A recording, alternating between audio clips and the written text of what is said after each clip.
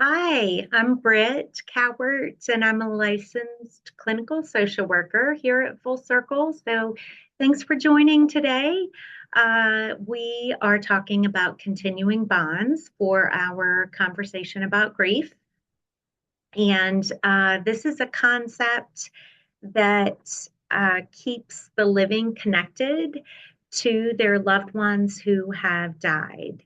So, continuing bonds can provide comfort, they can provide support in coping with the loss and adjusting to a new reality of not having your loved one here on this earth with you.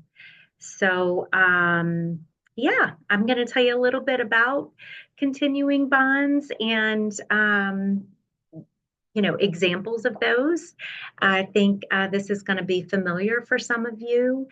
You may already be doing this. It's a very natural practice to look for connections and develop bonds with your loved one who is no longer here. So we have a name for it, continuing bonds, luckily. Um, it used to be back in the 20th century um, that the old beliefs were that you needed to cut ties with your loved one who died. You needed to detach, and you needed to do that because if you didn't, you wouldn't be able to develop new relationships and move forward in your life. That was the thinking. We now know, luckily, thanks to Cass Silverman and Nickman, wonderful kind of researchers in this realm that did some work. And we're able to see that actually it's really healthy for individuals and their grief and their healing process to stay connected with their loved ones who are deceased.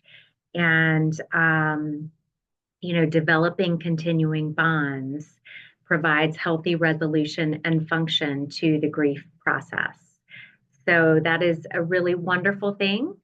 Um, and let's see, we will start here with I'm going to share my screen and here we go. Um, this is a very just direct, straightforward um, visual here of what continuing bonds are. What do we mean when we say continuing bonds? So they can be symbolic or concrete, and I'll expand a little bit here, but at least you have this diagram, which simplifies it. So joyful memories, positive influences, reminiscing with others, these are all examples of symbolic continuing bonds. So, really just remembering those good memories that we had and sometimes reliving them. That would be a way to stay connected. And thinking about their positive influences on you. What did they give you? What positive impact did they have on you as a person or your life or your other loved ones? Um, and then reminiscing with others, telling stories, keeping those memories alive and those remembrances top of mind.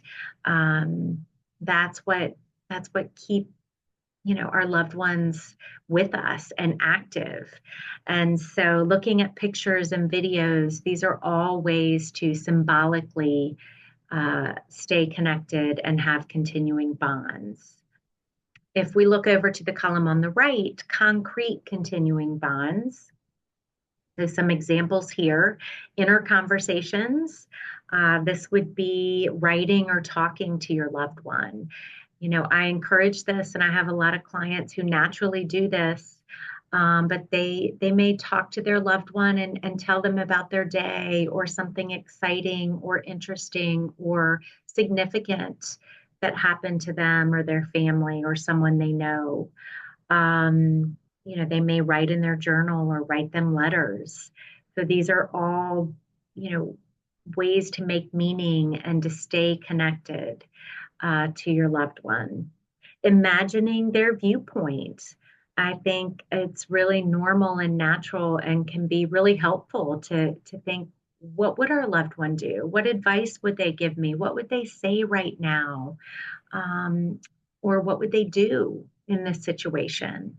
So that just it keeps them active, right? It keeps us connected, and it's almost developing this new, sometimes deeper relationship with our loved one. Seeking out reminders. This could be anything. It could be looking for things in nature, natural occurrences, or maybe things in your environment or your home, anywhere that may remind you of, it could be a color, it could be an object. Like I said, it could be something in nature like birds or rainbows or stones.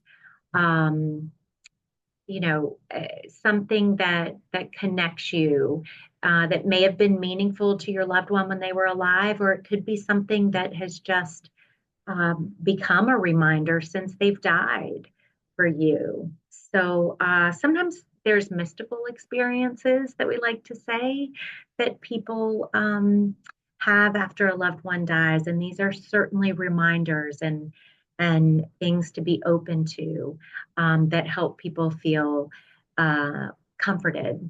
Um, Living on through me. So this could be habits or maybe expressions or tendencies, characters, traits that you take on, that are similar or alike your loved one who died. And maybe they're intentional, maybe they're not. Maybe they just kind of happen. Maybe they are, a trait or something that you want to emulate in, um, that you feel like is a really wonderful trait of your loved one that you want to carry on or pass along. So, living through me. And it could be sometimes, maybe a friend or a family member may say something like, oh, that reminds me of blank, or oh, what you just did is something that your dad always did. Um, Fulfilling wishes. So this could be anything from finishing a project that maybe the deceased, your loved one, had started but was unable to complete, or doing something meaningful in their honor. We call these meaning making activities. Taking a trip that they couldn't take or that would have been really meaningful or special to them. Visiting a place that they enjoyed. Or maybe it's a place that just connects you to them. Maybe they were calmed by water, and so going to the ocean and spending time at the beach is something that is a connecting activity for you and is a continuing bond. So, as you can see, there's all different kinds of ways to stay connected to your loved one. Um, Oftentimes, physical items, right? Like a favorite sweater or a piece of jewelry or a picture or a piece of art. Slippers, it could be anything. They're a favorite pen. There are so many things, big, little, small, um, that just we hold on to. A blanket, a stuffed animal.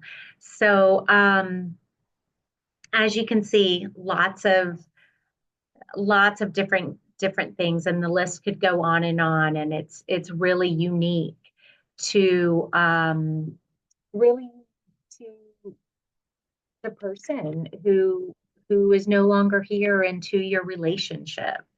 So I'm gonna here's another uh, kind of visual and infographic that is really sweet. Continuing bonds after death and loss.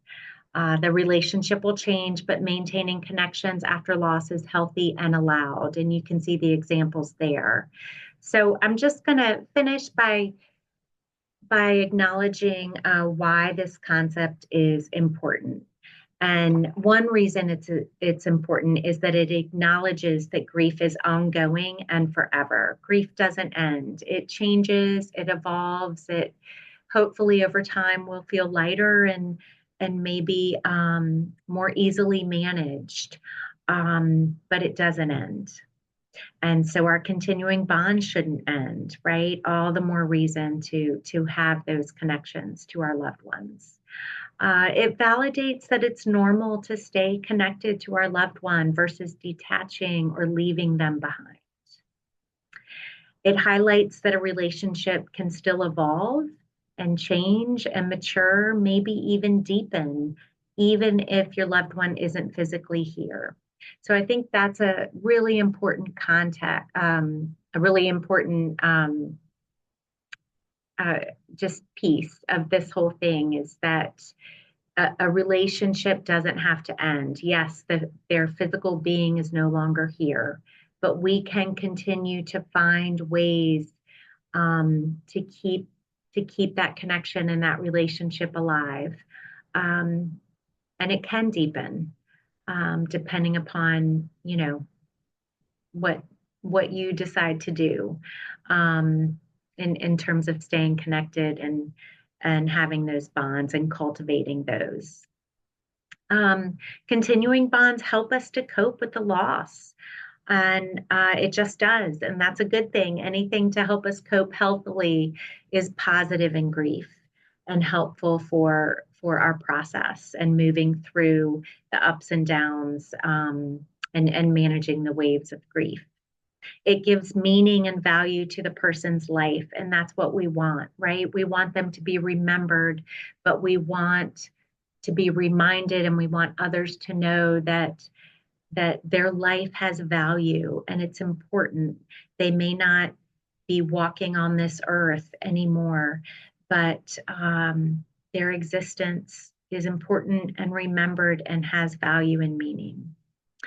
And having a name such as continuing bonds is helpful because it gives a label to I think a lot of what we already know and maybe what we're already doing and what people have naturally done after a loss for a long time. So it's good to be able to say, yes, I have continuing bonds, I have connections to my loved ones, and this is what they are. And new ones can develop all the time. So, thank you so much for tuning in to this conversation about grief. And I hope you have a good rest of your day or evening and check back for other conversations as well. All right. Bye bye.